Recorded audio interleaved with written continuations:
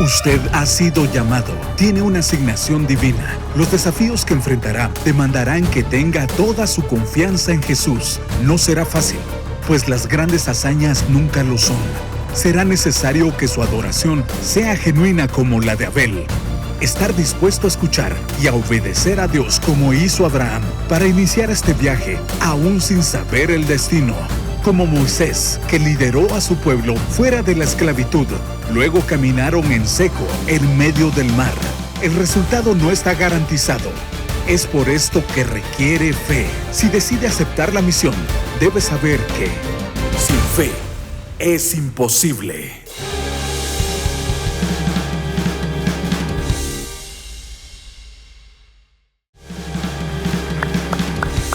Muy bien, bienvenidos a nuestra serie Sin Fe es Imposible. Y sabemos que todos vamos en ese caminar en donde necesitamos confiar en el Señor. Hemos estado estudiando Hebreos capítulo 11, en donde se nos hace ver la importancia de tener fe, esa confianza en el Señor. Y hoy vamos a ver dos personajes, Abel y Enoc, pero sobre todo Enoc, que dice la palabra que caminó con Dios. ¿Qué quiere decir caminar con Dios? Quiero decirte que caminar con Dios es lo más emocionante que puede haber, es extraordinario, porque cuando vamos tomados de la mano del Señor, nuestro camino es maravilloso. Y tú y yo tenemos que saber que vamos de camino. Tú no eres el mismo que eras hace 5 o 10 años. Y dentro de 5 o 10 años no vas a ser el mismo que eres hoy. Y lo más importante es que aprendamos a caminar con el Señor. ¿Por qué te digo que es emocionante? Porque, por ejemplo, en el camino del desierto fue cuando el pueblo de Israel se encontró con Dios. Fue en el camino del desierto cuando el pueblo de Israel experimentó la bendición que supone caminar con Dios. Experimentar su protección, experimentar su provisión, pero sobre todo su compañía y su amistad. En cierto momento Dios le dice a Moisés: voy a cumplir todas las promesas que les he dado, pero no voy a ir con ustedes. Y Moisés le dice: no, si tú no vas con nosotros, no queremos ir a ningún lugar. Y si recordamos, fue sin lugar a dudas la época más emocionante para el pueblo de Israel, porque fueron acompañados por Dios en el camino del desierto. Luego pensemos en los del camino de Emaús. Van 2 discípulos el día de la resurrección muy desanimados, con una tristeza profunda, y Jesús se les aparece en el camino para andar con ellos. Y quiero decirte, Dios tiene sentido del humor, porque Jesús hace que no lo reconozcan. Y empieza a caminar con ellos por alrededor de 12 kilómetros.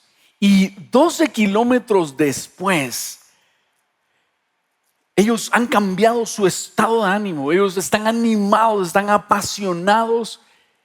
¿Qué fue lo que cambió su ánimo? Fue caminar con Jesús, porque Él les abrió las escrituras. ¿Qué podemos decir? De Saulo de Tarso iba camino de Damasco, y ahí se le aparece Dios para decirle: ¿por qué me persigues? No me persigas, mejor caminemos juntos. Ahora, este no es un camino fácil y sencillo. La Biblia lo describe como un camino angosto que pocos encuentran. Y también Jesús habló del camino ancho, donde muchas personas van por ese camino, pero lleva a la perdición. En ese contexto quiero que apreciemos qué dice la Biblia de Enoc. Dice que Enoc caminó con Dios y fue tan cercano a Dios que el Señor se lo llevó, lo traspuso y lo arrebató de esta tierra. Y esa historia debe ser para nosotros mucha inspiración, pues aquellos que caminamos con Dios disfrutamos de ese deleite de andar con Él. Si alguien me pregunta: pastor, ¿y será que Dios se materializó con alguna especie de forma humana para caminar con Enoc? No, Dios es espíritu. Dios es espíritu. Y el hecho de cuando dice caminó Enoc con Dios, quiere decir que Enoc logró identificar a Dios. Enoc logró comunicarse con Dios, siendo Dios un ser espiritual y Enoc un ser humano como nosotros. Y eso nos debe inspirar para ser hombres y mujeres de fe. Entonces, Hebreos 11, versículos 1 en adelante, dice: es pues la fe, la certeza de lo que se espera, la convicción de lo que no se ve. ¿Qué tal si lo leemos juntos? Porque esto nos va a ayudar a crecer en fe. Digamos, es pues la fe, la certeza de lo que se espera, la convicción de lo que no se ve. Porque por ella alcanzaron buen testimonio los antiguos. Por la fe entendemos haber sido constituido el universo por la palabra de Dios, de modo que lo que se ve fue hecho de lo que no se veía. Por la fe Abel ofreció a Dios más excelente sacrificio que Caín, por lo cual alcanzó testimonio de que era justo, dando Dios testimonio de sus ofrendas, y muerto aún habla por ella. Por la fe Enoc fue traspuesto para no ver muerte y no fue hallado, porque lo traspuso Dios, y antes que fuera traspuesto tuvo testimonio de haber agradado a Dios. Y digamos todos, pero sin fe es imposible agradar a Dios, porque es necesario que el que se acerca a Dios crea que le hay y que es galardonador de los que le buscan. Hoy quiero invitarte a que tú digas: yo quiero ser como Enoc, quiero aprender a caminar con Dios. Por eso quiero darte 3 ventajas de caminar con Dios. Caminar con Jesús me habilita para ampliar mis sentidos y percibir el mundo espiritual. Diga usted conmigo: ampliar mis sentidos y percibir el mundo espiritual. Dice Hebreos 11:1, es pues la fe, la certeza de lo que se espera, la convicción de lo que no se ve. Si yo soy un hombre de fe, entonces se nota porque aún mis palabras son distintas. Cuando somos hombres y mujeres de fe, no hablamos como las otras personas, porque sabemos que nuestras palabras tienen autoridad espiritual. Es más, un hombre y una mujer de fe sabe orar, y al orar estamos confiando que estamos comunicándonos con Dios. Orar es un ejercicio de fe que amplía nuestros sentidos y nos ayuda a percibir el mundo espiritual. Si tú has orado, tú eres una persona de fe. Pero tenemos que crecer en fe porque espiritualmente Dios quiere hablarnos. Ahora, aún nuestra forma de hablar denota si somos hombres de fe. Hebreos 11:3 dice: por la fe entendemos haber sido constituido el universo por la palabra de Dios, de modo que lo que se ve fue hecho de lo que no se veía. Por eso nosotros tenemos cuidado con nuestras palabras, porque sabemos que Dios creó todo hablando. Y por eso nosotros tenemos que tener cuidado con lo que hablamos, porque nosotros podríamos hablar cosas que no convienen. La persona que no conoce a Dios habla negativamente sobre su futuro, sobre su familia, sobre su cuerpo, y de repente eso se empieza a materializar, porque nuestras palabras tienen autoridad, porque quien nos creó nos dio esa autoridad. Otra cosa, un hombre de fe percibe cosas que un hombre natural no percibe. Veamos 1 Corintios 2:14. Y eso sí, leámoslo todos, por favor. Dice: pero el ser humano natural no percibe las cosas que son del Espíritu de Dios, porque para él son locura y no las puede entender, porque se han de discernir espiritualmente. Quisiera hacerte una pregunta: ¿se ha desarrollado tu sentido de percepción espiritual de tal forma que logras entender lo que Dios está diciendo? Esa es una de las ventajas de un hombre de fe. La persona que no tiene fe nos oye hablar a nosotros y piensa: este está loco, este no sabe qué está diciendo. Pero el hombre de fe sabe: no, es que Dios me está hablando.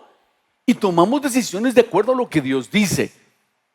Ahorita estamos leyendo la Biblia en el Nuevo Testamento. Nuestro programa ahora se llama Afilando mi espada. Y estamos leyendo Hechos 26, 27 y 28, que nos narra el naufragio de Pablo. ¿Qué sucedió?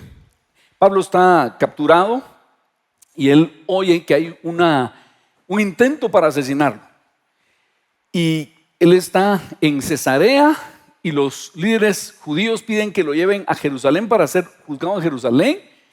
Y Pablo tiene que apelar a César. Como es ciudadano romano, él dijo: apelo a César. Como dice, no me lleven a Jerusalén. Finalmente llega el momento en que lo llevan a Roma, y el centurión lo lleva custodiado con varios soldados, Tiene que tomar un barco para llevarlo a Roma.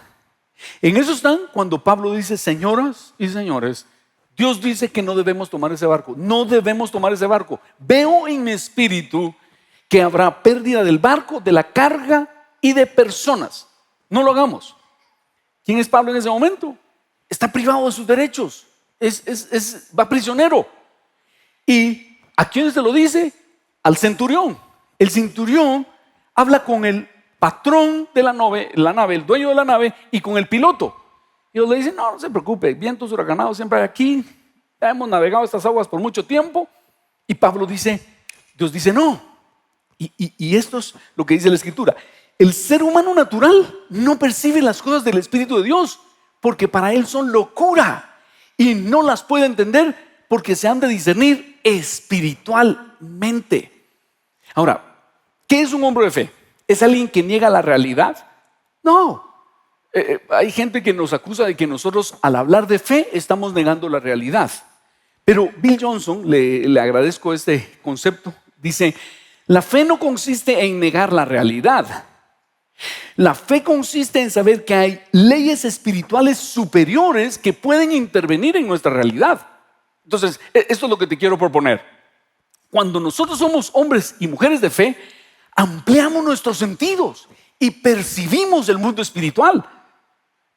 Y claro, tomamos en cuenta lo que estamos viendo. Tomamos en cuenta la historia, tomamos en cuenta los análisis médicos, por ejemplo, las tendencias estadísticas económicas.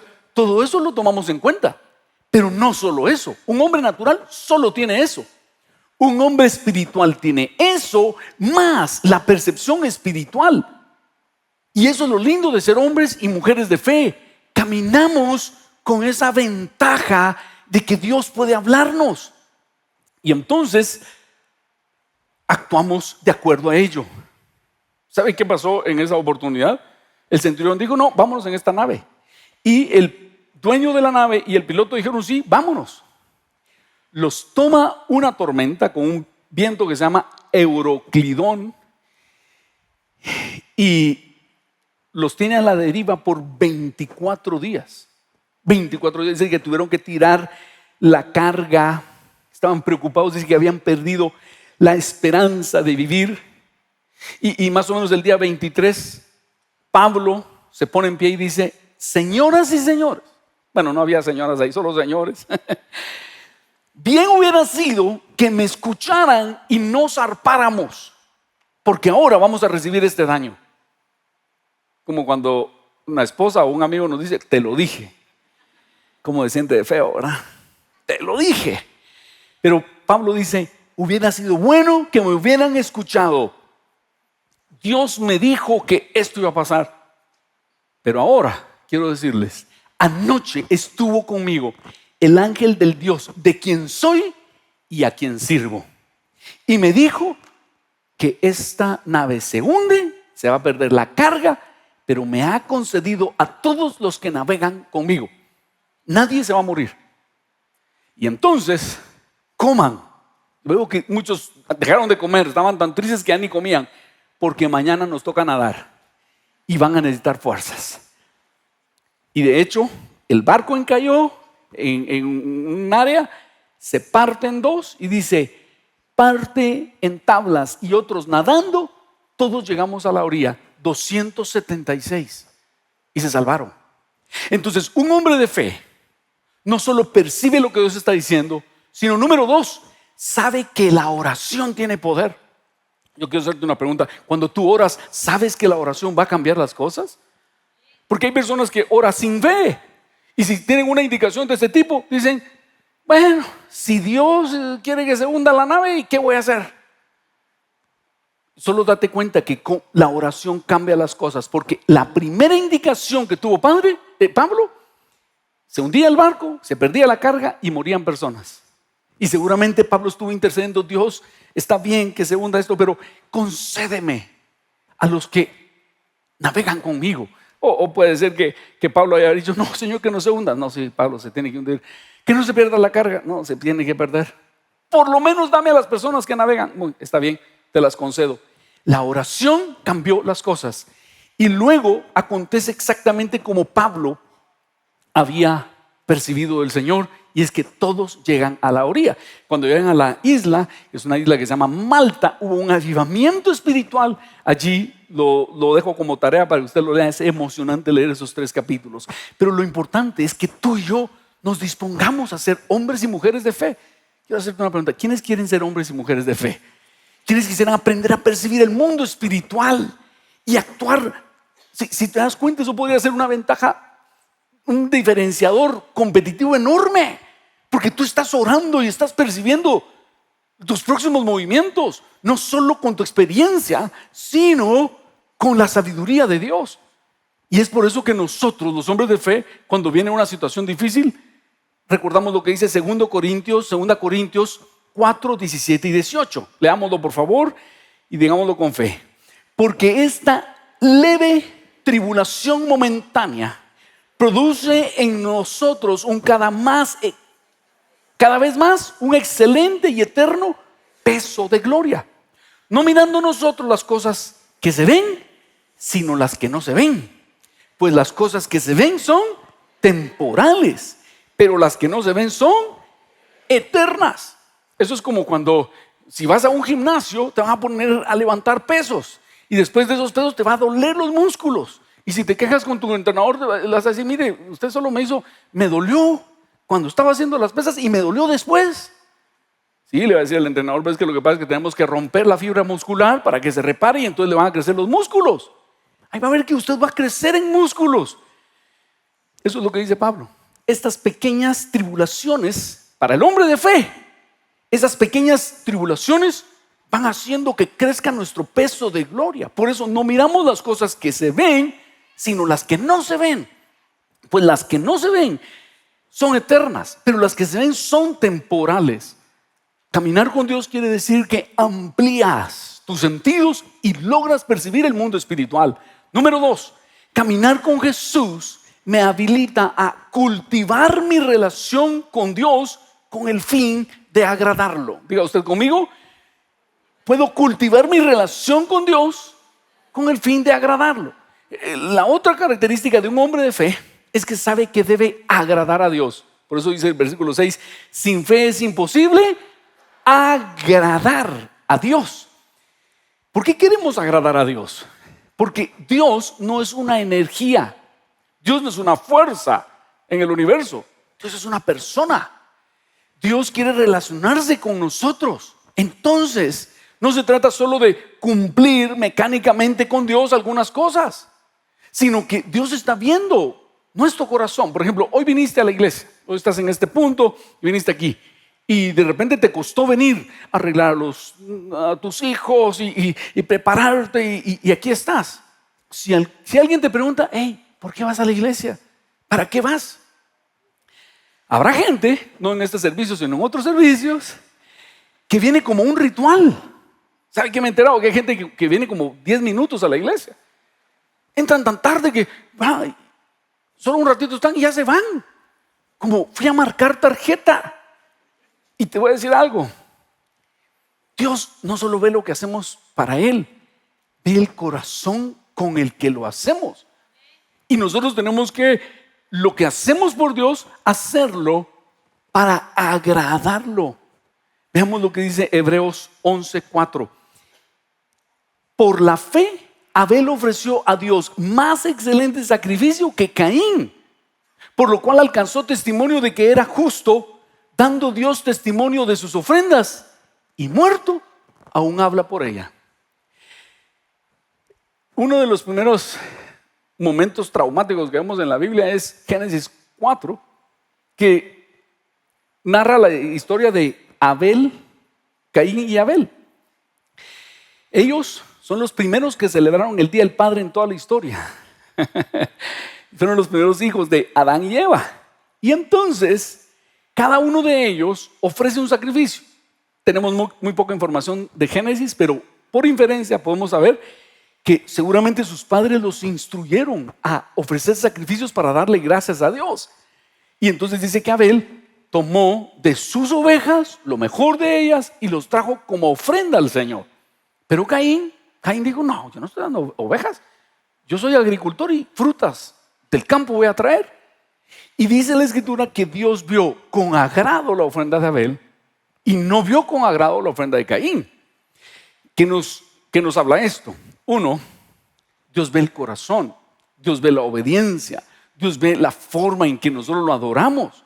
No simplemente adorarlo, no es solo cantar y no estás ni siquiera pensando en esto. Seguramente Dios está bien, tomando en cuenta que vine a la iglesia, pero estoy desconectado. Hay gente que no en este servicio, sino en otros, ven así con cara de me trajo mi mujer, me trajo mi papá. Y Dios ve tu corazón. ¿Cuál es la diferencia aquí? Cuando Adán y Eva pecaron, Dios dice que ellos descubrieron que estaban desnudos. Y Dios tuvo que cubrirlos con pieles de corderos. Eso quiere decir que unos corderos murieron para cubrir la vergüenza de Adán y Eva. Eso ya era una profecía de que iba a venir el Cordero Perfecto Jesús, que iba a morir por nosotros e iba a cubrir nuestros pecados. E iba con su sangre lavar nuestros pecados. Entonces, el sacrificio de corderos era importante. Y Abel, con una fe sencilla, obedeció. Pero Caín dijo, no, yo lo voy a hacer a mi manera. Por lo tanto, Dios vio con agrado la ofrenda de Abel, pero no así la de Caín. ¿Qué quiere decir esto para nosotros? Que a medida que nosotros tratamos de acercarnos a Dios, yo sé que tú viniste a la iglesia porque te quieres acercar a Dios, pero quiero instruirte en que es importante tu corazón. ¿Cómo?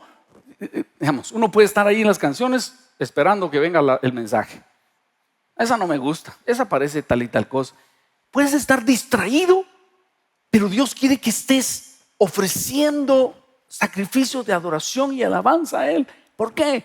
Porque Él quiere tener relación contigo. Él quiere que acerques tu corazón a su corazón.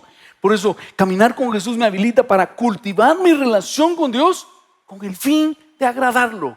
Porque sin fe es imposible agradar a Dios. Así que si vas a cantar, canta con fe. Si vas a venir a la iglesia, ven con fe. Si vas a ofrendar, hazlo con fe. Si vas a servir al prójimo, hazlo con fe, sabiendo que Dios está viendo tu corazón. En ese contexto, ¿saben qué es emocionante? La Biblia nos dice que Dios es nuestro Padre. Y Jesús vino a revelarnos que podemos tener una relación con Dios como nuestro Padre. Y ahora estamos muy cerca de celebrar el Día del Padre aquí en Guatemala y traigo un mensaje de todos los padres. Dicen los padres que no quieren calcetines, que también quieren que los inviten a comer. Demos un aplauso al Señor por los padres aquí presentes, aquellos que están haciendo ese trabajo esforzado. ¿Saben cuál es nuestro privilegio? Mostrar a nuestros hijos el amor de Dios. Y para todos ustedes, padres, traemos este tributo en el Día del Padre. Veamos.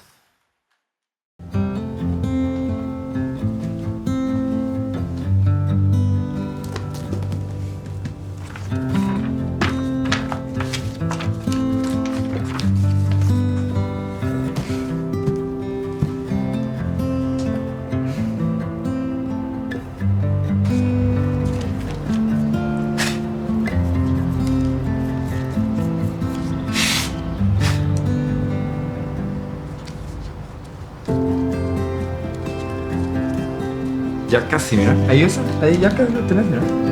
Solo cerrás acá, y luego la punta. Es que esto es lo que confunde, mira. Y luego girás hacia adentro. ¿Ok? Y mira, ahí te queda. Solo dejamos que jale. Si no fuera por ti, listo. Creo que nunca me enfrentaría a mis miedos.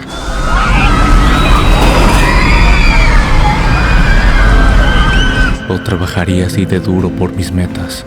Buenas tardes. Buenas tardes. No sería tan disciplinado. Probablemente tomaría muy malas decisiones.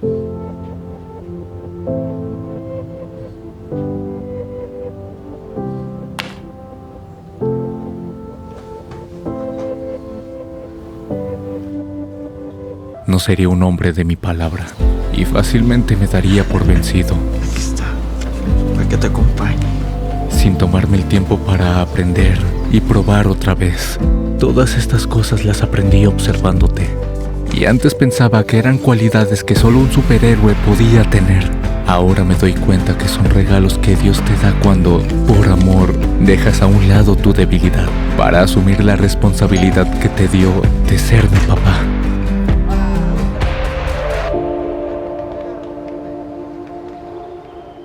Por todo el camino que han recorrido hasta llegar a este lugar, ustedes han visto cómo el Señor su Dios los ha guiado, como lo hace un padre con su hijo. Deuteronomio 1:31.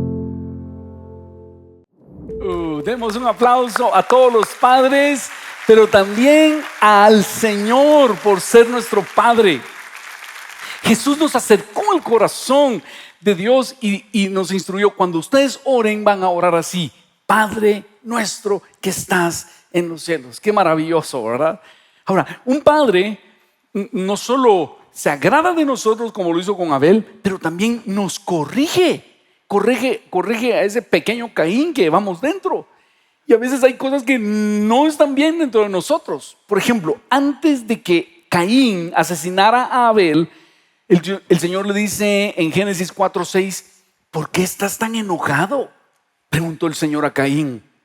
¿Por qué te ves tan decaído? Hasta se le notaba en el rostro que estaba tan enojado. Serás aceptado si haces lo correcto, pero si te niegas a hacer lo correcto, entonces ten cuidado. El pecado está a la puerta, al acecho y ansioso por controlarte, pero tú debes dominarlo y ser su amo. Si nosotros no tenemos cuidado, el pecado nos domina y terminamos haciendo lo que no conviene. Y si guardas enojo, el enojo va a matar algo dentro de ti. El enojo va a matar el gozo de la vida. Si tú estás enojado, vas a perder el gozo de las cosas lindas de la vida. El enojo podría matar tu matrimonio, porque hay personas que están tan enojadas que ya no es agradable estar con ellas. Siempre están enojados o enojadas. Y uno dice: ¿pero qué te pasa? Ya es desagradable estar con una persona que está enojada. El enojo podría matar tu economía. Hay gente que en un arranque de ira toma decisiones incorrectas económicamente. También andar con Dios quiere decir que Él nos corrige, nos instruye a lo largo del camino. ¿Cuál es mi objetivo hoy? Que tú digas: Dios, yo quiero aprender a caminar contigo. Yo quiero caminar contigo como caminó Enoc. Yo quiero caminar contigo como caminó Abel, Señor, que te fue agradable. Y también, si tienes algo que corregirme, corrígelo, Señor.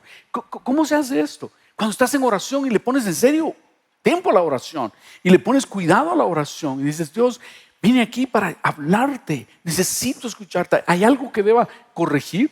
¿Hay algo que me quieras hablar o advertir? Cuando nosotros caminamos con Dios, descubrimos que nuestros sentidos espirituales se amplían, que cultivamos entonces nuestra relación con Dios con el fin de agradarlo. Y número 3, caminar con Jesús me habilita para vivir cada día como si fuera a encontrarme con Él. Digamos todos: vivir cada día como si fuera a encontrarme con Él. ¿Sabes qué es caminar con Dios? Tener esa certeza, tener la certeza de que si hoy mi cuerpo ya no funciona, voy a estar en la presencia de Dios. Pero veamos qué le pasó a Enoc. Miren, Hebreos 11:5 dice: por la fe Enoc fue traspuesto para no ver muerte, y no fue hallado porque lo traspuso Dios. Y antes que fuese traspuesto, tuvo testimonio de haber agradado a Dios. Es como quien dice: Enoc estaba tan cerca de Dios, era tan amigo de Dios, que Dios decidió tomarlo para sí. Él no murió. Y en ese tiempo donde los patriarcas vivían 900, 800 años, Enoc vivió solo 365 años. Veamos lo que dice Génesis 5:22. Y caminó Enoc con Dios después que engendró a Matusalén 300 años y engendró hijos e hijas. Y fueron todos los días de Enoc 365 años. Caminó pues Enoc con Dios y desapareció porque Dios se lo llevó. Estaba escuchando a Chuck Missler, un pastor que es muy edificante escucharlo, ya está en la presencia del Señor. Pero Chuck Missler les decía que Enoc es una profecía en sí mismo. Él profetizó, pero también es una profecía en sí mismo. ¿Por qué razón? Porque fíjese que Enoc es tomado antes de que venga el juicio del diluvio. Esto es Génesis capítulo 5. Génesis capítulo 6 describe cómo Dios le dijo a Noé que debía hacer un arca porque iba a venir un juicio sobre toda la tierra. Y en ese contexto dice Chuck Missler, el arca con Noé y sus hijos representa al pueblo de Israel, que Dios lo libra del juicio sobre la tierra. Pero Enoc representa a la iglesia, que antes que venga el juicio sobre toda la tierra, Dios toma a Enoc para no ver muerte y lo toma con él. Ya vamos a ver esa esperanza que nosotros debemos tener. Pero antes veamos qué dice Judas. Judas es un hermano de Jesús que escribe una epístola que solo tiene un capítulo. Y en los versos 14 a 16 Judas habla de Enoc y dice: de estos también profetizó Enoc en la 7ª generación desde Adán, diciendo: el Señor vino con muchos millares de sus santos para ejecutar juicios sobre todos y para condenar a todos los impíos de todas sus obras de impiedad que han hecho impíamente y de todas las cosas ofensivas que los pecadores impíos dijeron contra él. Estos son murmuradores, criticones, que andan tras sus propias pasiones, hablan con arrogancia, adulando a la gente para obtener beneficio.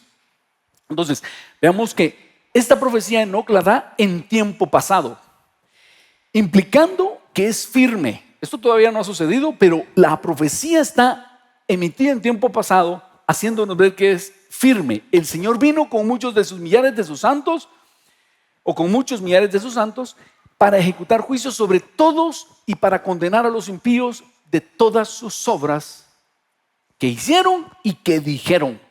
Dios no solo ve lo que la gente hace, también lo que la gente dice, y dice de todas las cosas ofensivas que los pecadores impíos dijeron contra él. Y dígame si no estamos viviendo esos tiempos. Hoy no se puede ver una película sin que haya una ofensa en contra de Jesús.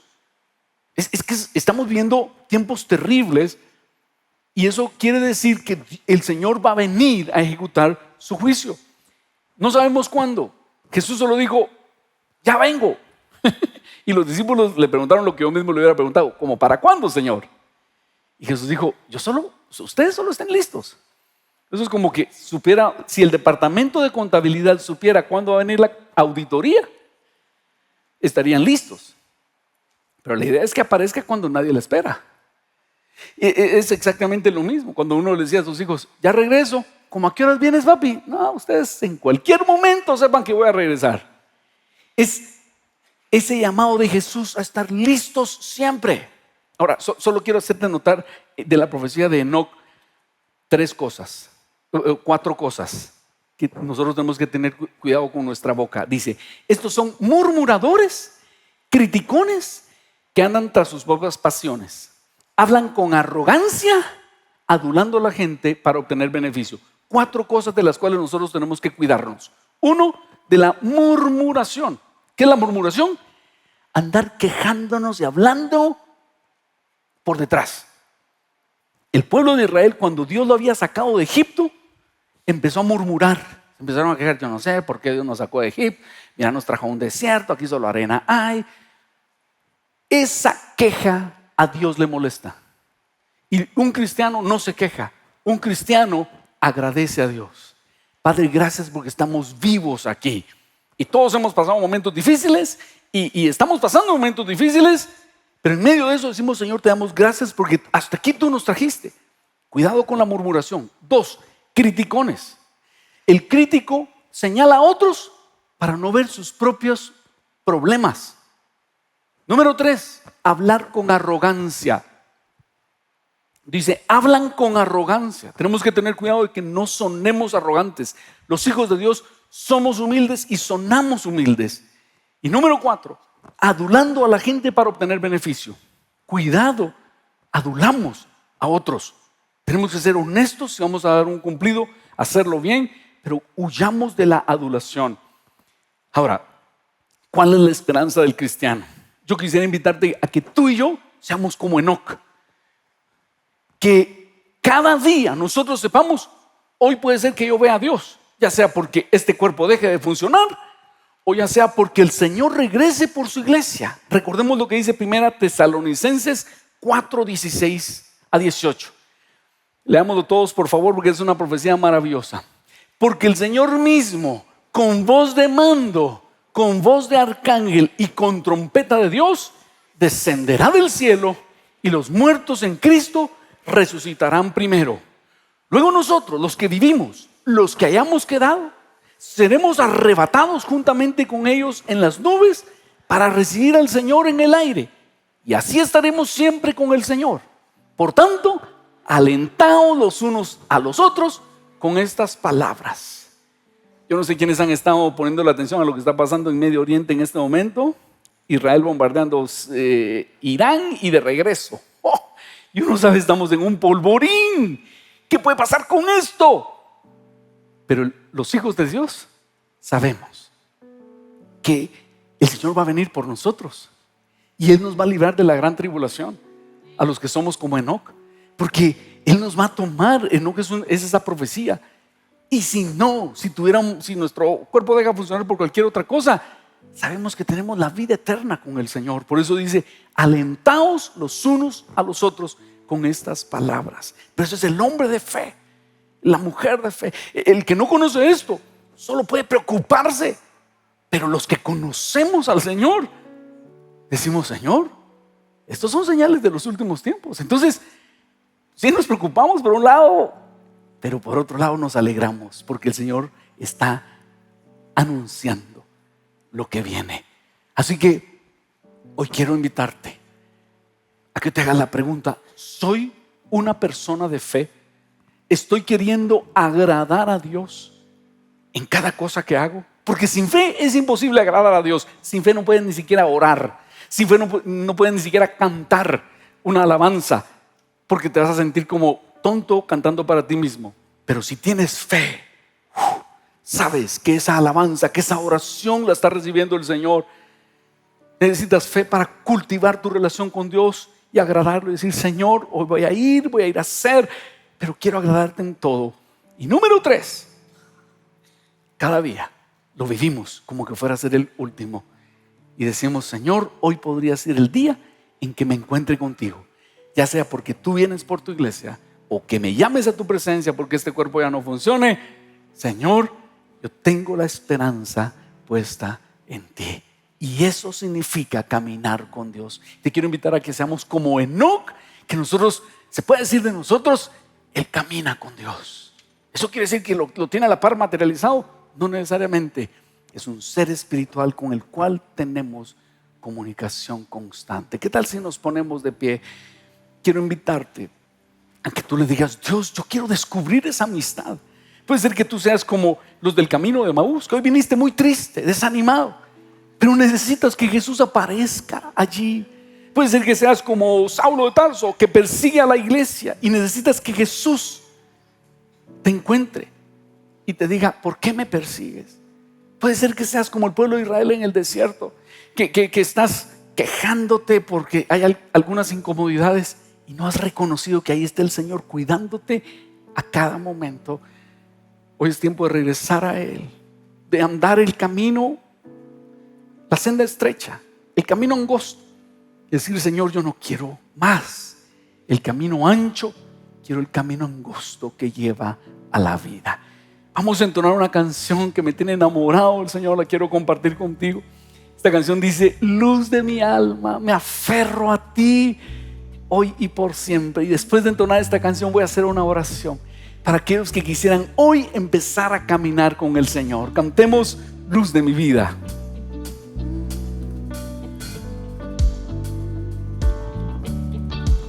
Aprovecha esta canción para expresar tu amor al Señor.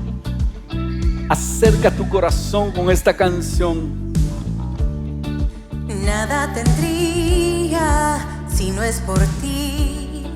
Hermoso Jesús, hermoso Jesús.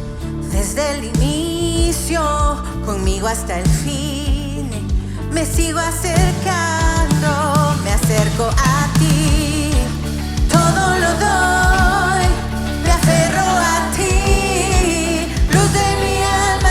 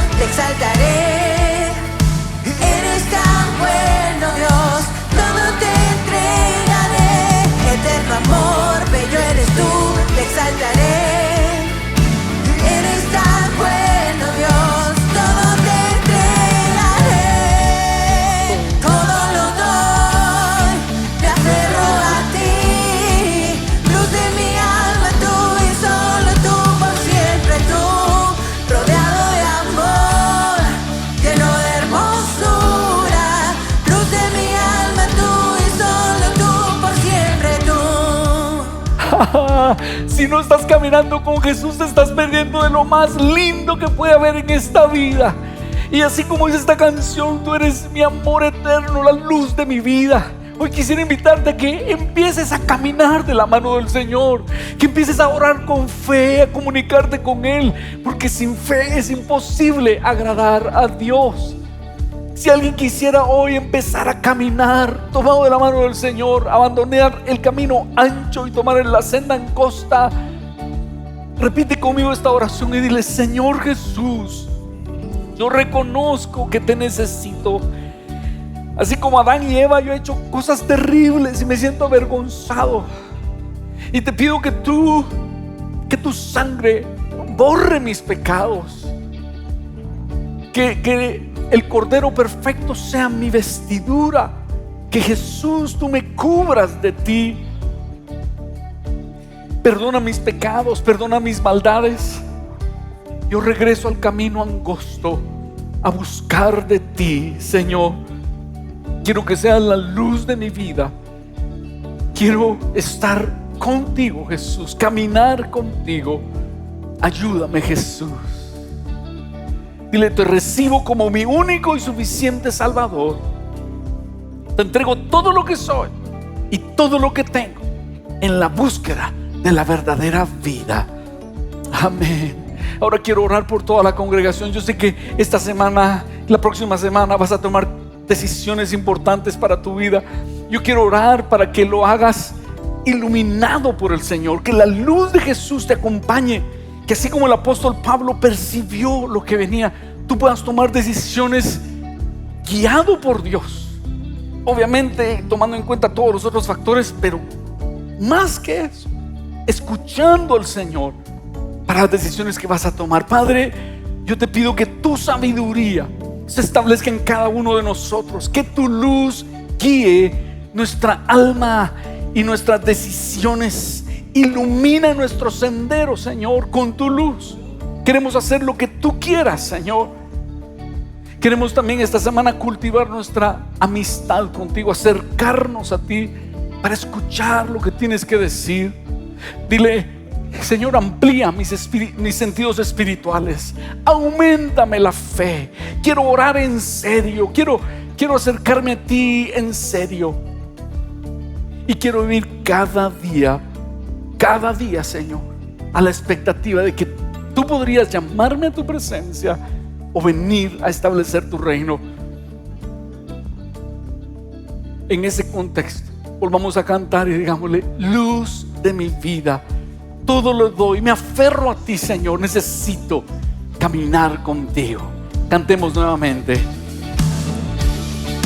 Todo lo doy, me aferro a ti, luz de mi alma, tú y solo tú, por siempre tú, rodeado de amor, lleno de hermosura, luz de mi alma, tú y solo tú, por siempre tú. Todo lo doy, me aferro a ti, luz de mi alma, tú y solo tú, por siempre tú, rodeado de amor, lleno de hermosura, luz de mi alma, tú y solo tú, por siempre tú. En ese mismo contexto quiero invitarte a que imitemos a Abel y traigamos una ofrenda que agrade al Señor. Y quiero hacerlo leyéndote 2 Corintios 9, 6 a 8, que dice: cada uno dé como propuso en su corazón, no con tristeza ni por necesidad, porque Dios ama al dador alegre. No como Caín, que no sé qué tenía en el corazón. No, es con gozo. Y mira la promesa del Señor: y poderoso es Dios para hacer que abunde en vosotros toda gracia, a fin de que, teniendo siempre en todas las cosas todo lo suficiente, abundéis para toda buena obra. Señor, hoy traemos nuestras ofrendas delante de ti con un corazón agradecido, reconociendo que tú nos das la vida, que tú nos das la oportunidad de generar riquezas, y traemos nuestros diezmos y ofrendas confiando en que tú nos vas a traer a esta abundancia, en donde nos vas a dar toda gracia, a fin de que, teniendo en todas las cosas todo lo suficiente, abundemos para toda buena obra. Recibe nuestras ofrendas, Señor. Recibe nuestra adoración, glorioso Jesús. En tu nombre, amén, amén. Podemos ofrendar. Si hiciste alguna transferencia, dedica esa transferencia y dile: Señor, es con amor por ti. Amor, bello eres tú, te exaltaré.